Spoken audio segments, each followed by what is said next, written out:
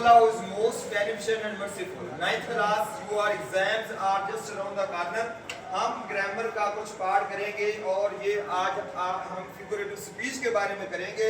First one is simile, then the second one is metaphor, and the third one is personification, and then hyperbole, alliteration, assonance, and imagery.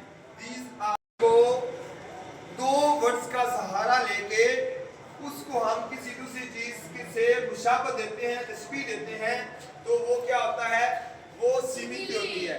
जैसे ये असलम शेर जैसा है, हमने यहाँ पे word use किया है जैसा है, ठीक है, तो ये क्या है, सिमिली है.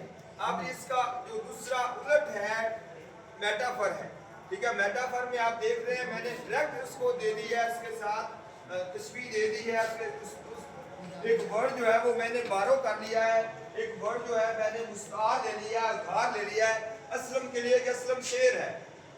इन दोनों में फिर फर्क क्या हुआ, सिमिली में हम वर्ड यूज करेंगे लाइक और एज, और जो मेटाफर है उसमें हम ये वर्ड यूज नहीं करेंगे लेकिन मतलब वही होगा. हाँ जी, आप में से कोई बंदा सिमिली और मेटाफर में फर्क बता सकता है? हाथ खड़ा करें, कोई बता सकता है तो. हाँ जी बताओ दानिश. सिमिली है लाइक पे एज मुराद है जी, ठीक है. और मेटाफर में? मेटाफर से सीधा सीधे. हाँ जी, डायरेक्ट हम क्या लेते हैं, शाबाश, इसलिए क्लैपिंग कर दें.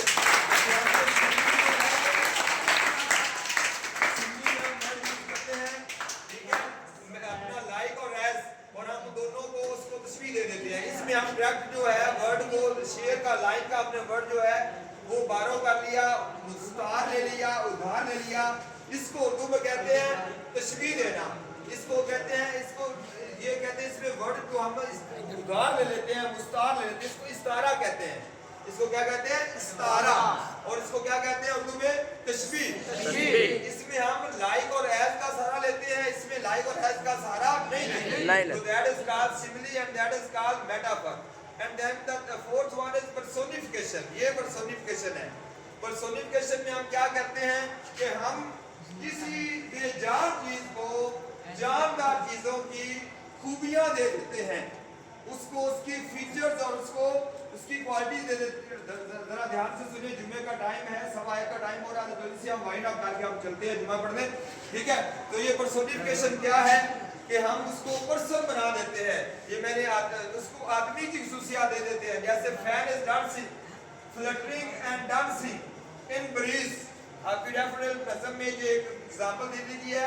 अब फ्लटरिंग और डांसिंग क्या है, ये एक पर्सन की खूबियां हैं, लेकिन हमने शायर ने डैफोडिल को दे दी, तो इस वजह से ये क्या है, ये क्या है, पर्सोनिफिकेशन है.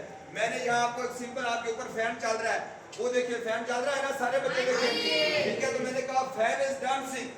अब फैन की खूबी नहीं है कि वो डांस करे, ये तो ह्यूमन बीइंग की खूबी है, एक पर्सन की खूबी है, लेकिन हमने इसको खूबी दे दी, तो अब ये क्या है, पर्सोनिफिकेशन है. And the next is hyperbole. Hyperbole, hyperbole में क्या होता है कि हम जो है एक ऐसी बात कर देते हैं जो एग्जैजरेटेड होती है, जो जैसे हम कहते हैं, आपने पंजाबी में आपको मैंने मिसाल दी, छोड़ना, लंबी लंबी छोड़ना, पड़ मारना, जैसे आपने की है. हाँ जी, तैर भाई आपने मिसाल दी थी, क्या कहा क्या था, ये हाइपरबोल क्या है, बड़े मारना. वेल डन, क्लैपिंग कर दीजिए. लंबी लंबी छोड़ना, बड़े मारना. जैसे शायर ने इस नज़म में कहा है कि 10,000 I saw in a glance. 10,000 I saw in a glance.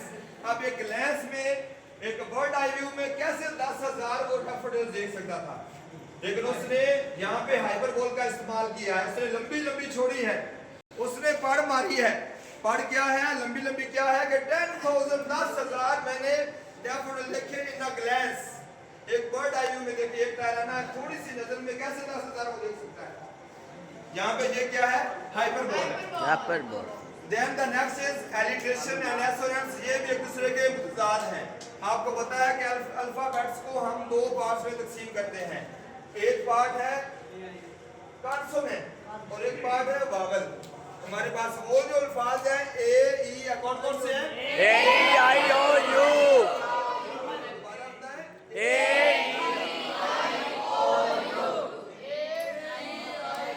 अब अगर इनमें से कोई जो है ना अपना एट द स्टार्ट और में भी कोई अगर ये ए ई आई और यू वर्ड्स आ जाए तो वो एसोनेंस होगा। अगर कॉन्सोनेंट में से कोई बी से जेड तक कॉन्सोनेंट में से कोई अल्फाज शुरू में आ जाए तो वो क्या होगा? एलिट्रेशन होगा। जैसे इस एग्जांपल में है beside the lake beneath the trees. अब ये देखिए जो लेटर बी है ये स्टार्ट में आ गया, बिसाइड के स्टार्ट में आ गया और बीनीथ के स्टार्ट में आ गया। अब ये जो दोनों हैं ये beside the lake beneath the trees, B की रेपिटेशन आ गई है, ये कॉन्सोनेंट है और इसको हम क्या नाम देंगे? एलिट्रेशन का। एलिट्रेशन, हाँ जी। और एसोनेंस क्या है? एसोनेंस में क्या है कि इन अल्फाज इन हरूफ में से ए ई आई ओ यू में से कोई लेटर जो है वो बार बार आ जाए एक ही लाइन में। डैफोडिल में जैसे जी आया house of golden daffodils, host के आगे ओ आया जिसको मैंने सर्कल किया है, गोल्डन में ओ आया जिसको मैंने सर्कल किया है।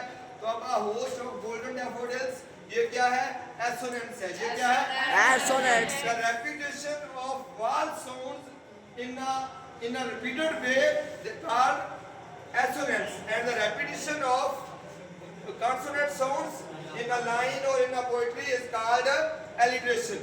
ठीक है, अगर वावल अल्फाज की रेपिटेशन है तो वो एसोनेंस है और अगर कॉन्सोनेंट की रेपिटेशन है तो वो एलिट्रेशन है। और उसके बाद last one imagery. We have 5 senses: sense of seeing, sense of hearing, sense of touching. अब इस गाने बाहर निकालो। बिरयानी, आम, कच्चा आम, गोलगप्पे, फ्रूट चाट, ये सेंस ऑफ क्या है? टचिंग है। टेस्टिंग है, sense of testing, sorry sense of testing. Sense of touching ये किसी को मैंने हाथ लगाया है। सेंस ऑफ हियरिंग ये है। Sense of seeing, sense of smelling. ठीक है, ये 5 सेंसेस के बारे में कोई पोएट्री में बात हो तो वो क्या कहेगी? जैसे मैंने आपको दूसरा अपना बताया था, एक हमने 1 क्लास में कोई पढ़ी थी, सब ने क्या पढ़ी थी? ट्विंकल ट्विंकल, सारे